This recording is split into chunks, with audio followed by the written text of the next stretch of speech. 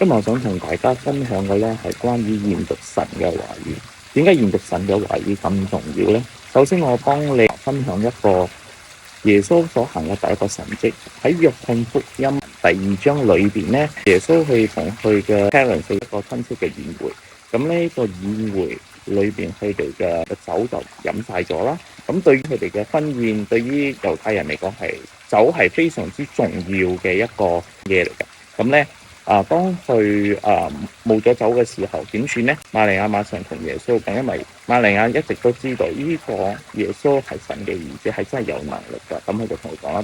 當然耶穌嗰陣時就斥責咗瑪利亞講：呢個我嘅時間仲未到啊，做咩你依家叫我做呢？但係神好體貼我哋㗎，雖然唔係到嗰個時間神去做咁嘅嘢嘅時候，但係耶穌即係願意選擇去做，係因為神愛我哋。好多時候我哋嘅要求其實都唔係符合神嘅旨意嘅喎，但係神都係依然俾我哋嘅。咁樣當然係符合神嘅旨意會更好啦。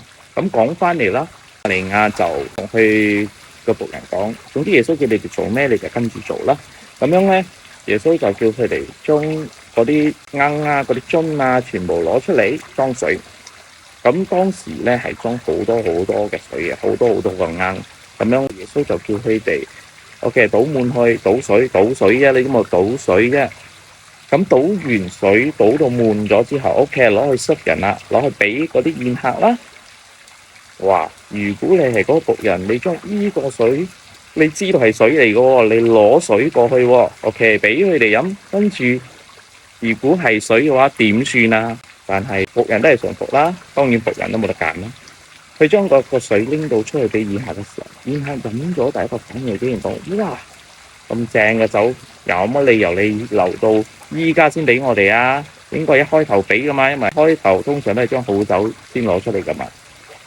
因為到最後你飲到嗡嗡地嘅時候，後邊係好酒差酒你都唔知道咗。但係呢度呢個重點喺呢個耶穌行嘅第一個神蹟嘅預表係咩嘢咧？其實當我哋信服神。我哋研讀神嘅話語，其實就係不斷咁將神嘅話語好似水咁澆灌喺我哋呢個器皿嘅身上。咁我哋嘅器皿一直裝水，咁樣到咩時候唔知嘅喎？係咪真係一直都係水啊嘛？但係神喺最關鍵嘅時刻，佢會將你呢個水變成酒，呢個會成為人哋嘅祝福，都會成為你嘅祝福。點解呢？如果你係嗰個僕人嘅話，你將個水拎出去 serve 嘅時候，拎出去俾個宴客嘅時候，你係有信心嘅喎。咁 OK 啦，你僕人唔緊要，你將佢俾咗佢之後，佢就變咗酒喎。呢個對你本身將呢個水，你係嗰個倒水嘅人，到最後佢竟然變成酒，呢個係咪挑旺到我哋自己嘅信心？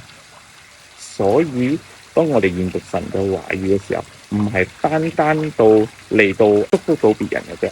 當我哋研讀神嘅話語嘅時候，我哋係祝福別人，亦都祝福到自己。